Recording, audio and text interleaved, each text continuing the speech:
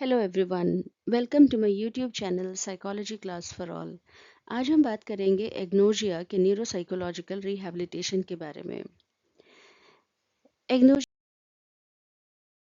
का मतलब sensory loss नहीं होता। आईज, ईयर्स या टच सिस्टम फिजिकली इंटैक्ट होते हैं, लेकिन ब्रेन अननेसेसरी इनपुट्स को मीनिंग असाइन नहीं कर पाता है। फॉर एग्जांपल, पेशेंट्स ऑब्जेक्ट देख सकता है लेकिन आइडेंटिफाई नहीं कर पाता।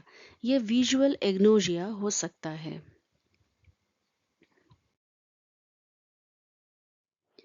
एग्नोजिया यूजुअली ऑक्सीपिटल, टेम्पोरल या पीरियटल रीजन्स का डैमेज के बाद होता है, स्पेशली स्ट्रोक या ट्रॉमेटिक ब्रेन इंजरी के केसेस में। न्यूरोसाइकोलॉजिकल रिहैबिलिटेशन का एम है रिकग्निशन एबिलिटी इंप्रूव करना, कंपेंसेटरी पाथवेज डेवलप करना, फंक्शनल इंडिपेंडेंस रीस्टोर करना। चलिए और सिस्टमेटिकली हर इंटरवेंशन को डिटेल में समझने की कोशिश करते हैं।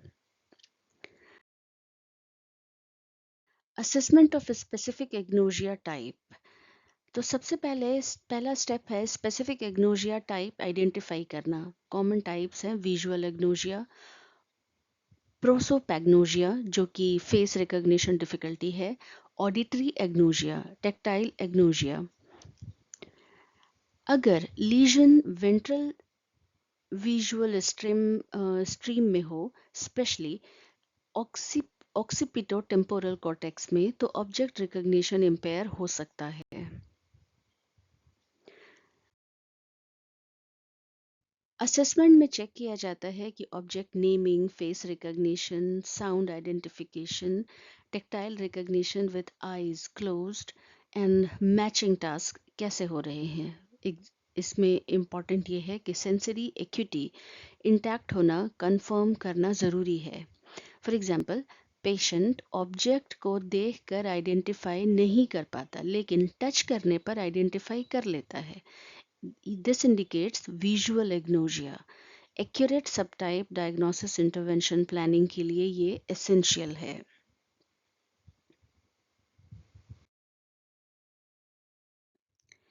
एग्नोजिया में कंप्लीट रीस्टोरेशन हर केस में पॉसिबल नहीं होती, इसलिए कंपेंसेटरी स्ट्रेटजीज इंपॉर्टेंट है। फॉर एग्जांपल, विजुअल एग्नोजिया टच और कंटेक्स्ट यूज करना, प्रोजोपैग्नोजिया विजुअल रिकॉग्निशन या हेयर स्टाइल क्यूज यूज करना, ऑब्जेक्ट लेबलिंग स्टिकर्स यूज करना। गोल है ऑल्टरनेटिव सेंसरी पाथवेज एक्टिवेट करना। ब्रेन प्लास्टिसिटी अलाउ करता है कि प्रिजर्व्ड सिस्टम्स कंपनसेट कर सकते हैं।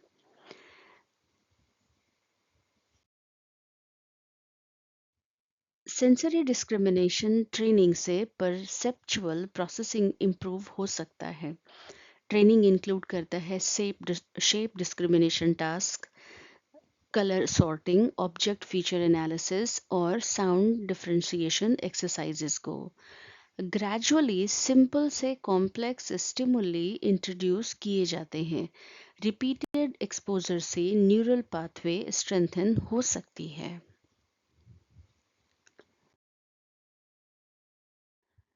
एग्नोजिया सिर्फ सेंसरी रिकॉग्निशन का प्रॉब्लम नहीं है, कभी कभी हायर लेवल सिमेंटिक प्रॉब्लम या प्रोसेसिंग भी इन्वॉल्व होता है।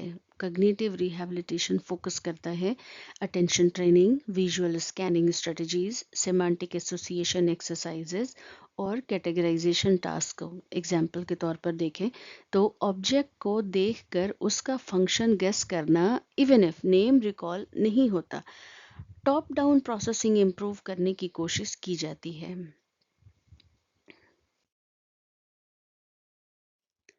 एनवायरनमेंट को मॉडिफाई करना फंक्शनल इंडिपेंडेंस के लिए क्रूशियल होता है। For example, clear labelling, colour coded drawers, minimal clutter, consistent object placement.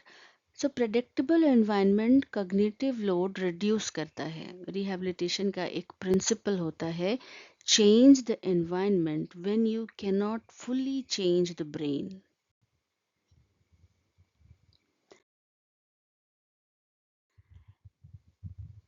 Errorless learning specially severe recognition deficit में इफेक्टिव होता है। इस अप्रोच में पेशेंट को गेसिंग अलाउ नहीं किया जाता, करेक्ट रिस्पॉन्स इमीडिएटली प्रोवाइड की जाती है, रिपीटेड करेक्ट पेयरिंग होता है। ये मेथड इम्प्लिसिट मेमोरी सिस्टम्स को इंगेज करता है। ये पर्टिकुलरली हेल्पफुल तब है जब एक्सप्लिसिट मेमोरी इम्पेयर्ड हो।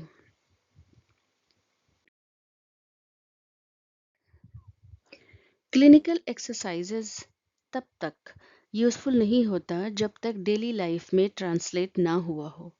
फंक्शनल टास्क इंक्लूड करता है grocery item recognition, personal item identification, phone contact recognition, cooking ingredient sorting.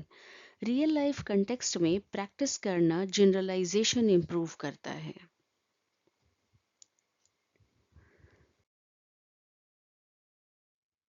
एग्नोशिया rehabilitation team based approach demand करता है। Neurologist, neuropsychologist, occupational therapist, speech therapist अगर language involve हो तो। Integrated planning ensure करता है कि कग्निटिव और फंक्शनल दोनों लेवल एड्रेस हो रहे हैं। पेशेंट और फैमिली को समझाना ज़रूरी है कि ये ब्लाइंडनेस या डेफनेस नहीं है। इंटेलिजेंस इंटैक्ट हो सकती है, फ्रस्ट्रेशन नॉर्मल रिएक्शन है। इग्नोशिया पेशेंट्स में एंजाइटी और एम्बैरेसमेंट कॉमन होते हैं। काउंसलिंग सपोर्ट इमोशनल एडजस्टमेंट में हेल्प करती है।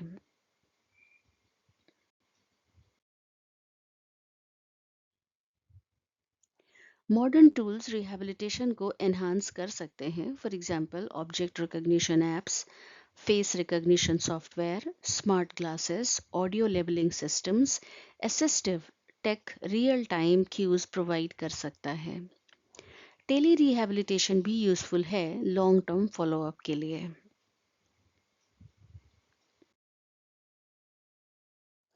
इंटीग्रेटेड न्यूरोसाइकोलॉजिकल अंडरस्टैंडिंग की बात करें तो एग्नोशिया को आप 3 प्रोसेसिंग लेवल में समझ सकते हैं। परसेप्चुअल लेवल जिसमें feature processing problem as a dysfunction काम करता है। Associative level meaning assignment problem आती है। Semantic level concept integration problem देखी जाती है। एग्नोशिया देखने या सुनने की प्रॉब्लम नहीं है, समझने की प्रॉब्लम है।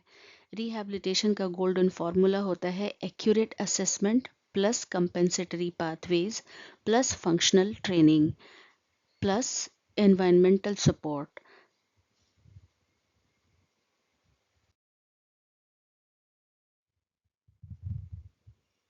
समरी के तौर पर बात करें तो एग्नोशिया affects recognition, not sensation. Assessment guides intervention.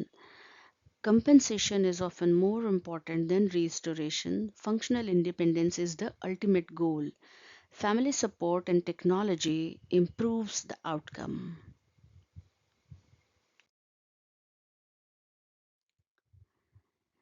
Psychology courses के ऑनलाइन क्लासेस के लिए इस चैनल को लाइक, सब्सक्राइब और शेयर करें। इस चैनल पर बने रहें फॉर फर्दर क्लासेस।